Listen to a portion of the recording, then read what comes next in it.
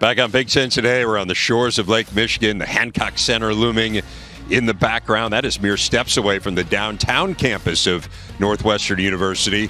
Quite a story unfolded about a dozen miles north of there on the Evanston campus, and it led to Northwestern's Chris Collins being named the Big Ten Coach of the Year. The choice of both the media and his fellow coaches led Northwestern to a school record 12 conference wins, finishing the top 2 in the Big Ten standings for the first time since 1959. 7 quad 1 wins, including their first ever win over a number 1 team. All this for a group that was picked 13th in the league in the preseason. Chris Collins is our big interview. He joins us now. Chris, congratulations. And let me just ask you first, how did this happen? I'm still trying to figure it out myself. It is a true testament to belief, to having confidence, resiliency. We've had a tough group of guys that, they didn't want to believe the narrative that was talked about them early in the season or before the season. They believed we had enough. We focused on the defensive end of the floor. We had 2 star players in Bowie and Audige that led the way, and everybody else played their roles, and not only played in their roles, but starred in their roles. And terrific staff, behind me. And it's humbling, when you're in a conference like the Big Ten and the coaches that you're a part of, to be recognized by your peers for a job well done is something that is really humbling. Chris, if someone were to say to you right now, and of course there's still a lot of this story still to be written, but what's the highlight? Like, what's the one moment that pops into your head that just kind of defines what happened this season? Probably the Purdue game, at home. There was so much made of how we couldn't really close games.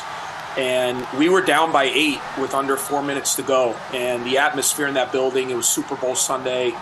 Incredible environment, to be able to come back and win that game and kind of beat the number 1 team in the country in our conference. I think it kind of stamped what we'd been doing all year long and gave our guys the confidence that, hey, we can play with anybody out there. And it was just a special afternoon. There's a new award in the Big Ten this year. It is the Howard Moore Assistant Coach of the Year, and it went to your assistant, Chris Lowry. Chris was hired, of course, from Bruce Weber's staff at Kansas State after Coach Weber retired after last season, and has really helped you overhaul your defense. Give us a sense of what Chris Lowry has meant to this build this year. Oh, it's been an amazing addition to our staff. As I took a deep dive into where we were as a team, as a program, one of the things I realized is that we needed to get better in our toughness areas and also on the defensive end of the floor. And, everything I kind of wanted as I had a position available on my staff, he checked every box. And he's a high character guy. He's been a head coach. He's won at Southern Illinois. He's been with Coach Weber, who you guys know very well, one of the great coaches in our game. And he's come in here and just made an immediate impact with our players and helped us in a lot of ways, and really helped me, someone who's been through it and been a head coach, and couldn't be more proud of him to win that award, especially named after someone like Howard and be the first winner. He's the perfect guy, to be the recipient of that award this year. Coach, the last time you guys made the NCAA tourney, it dropped off after that. You had 5 straight losing seasons, and of course this will be the first winning season since then. What did you learn from that experience that now, as you look to continue the upward trajectory of this program and head into an offseason and head into next year, that you might do differently or that you've learned that you won't repeat?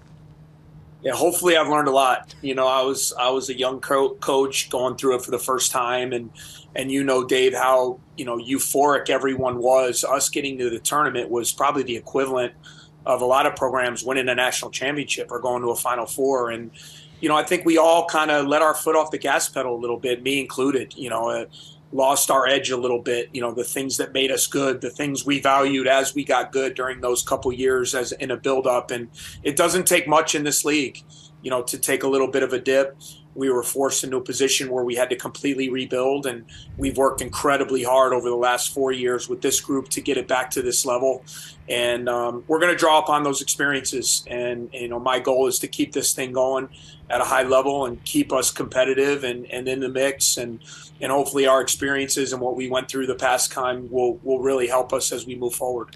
One of the things that's been really cool is the enthusiasm around the program, particularly from the students, but Welsh Ryan Arena in general has just been so electric this year. You've got the Big Ten tourney in Chicago. What does it mean to have the potential of some really good support as you look to make this postseason run?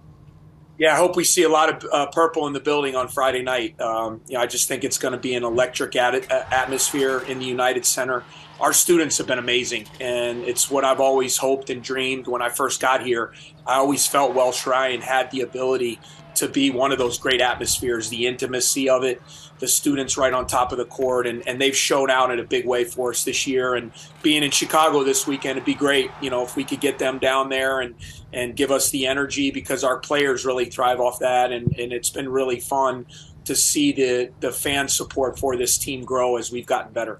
Chris, I'm going to ask you one more here. I know your dad is so important to you.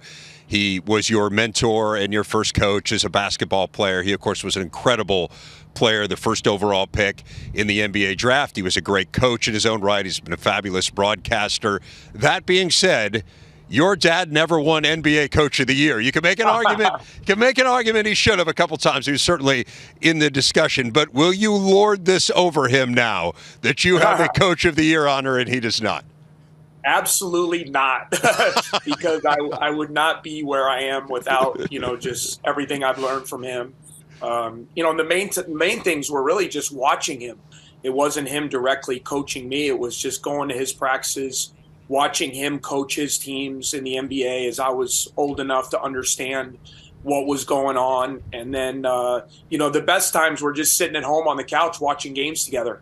I had like the best analyst in the world explaining to me what was going on as we watched games at home. And it's really the basis of how I learned the game. And obviously, this is a family award too. So I know he's super proud. He taught you well. Chris Collins, congratulations. Big Ten Coach of the Year. We'll see you here in a few days in Chicago. Thanks, guys.